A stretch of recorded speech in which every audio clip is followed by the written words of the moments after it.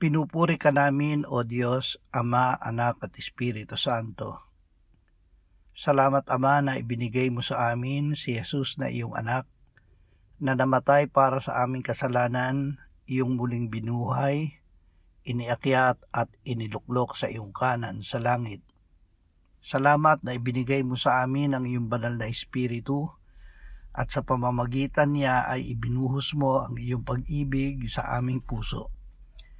Panginoong Hesus, isinusuko namin sa iyo ang lahat ng sa amin upang lubos mong magawa ang kalooban mo sa amin. Gamitin mo ang aming pag-iisip, bibig, puso, pakiramdam, kamay, oras, pangalan, impluwensya at ari-arian at ang lahat ng sa amin upang sa pamamagitan mo ay lagi kaming makapag-alay ng luwalhati sa Ama. Amen.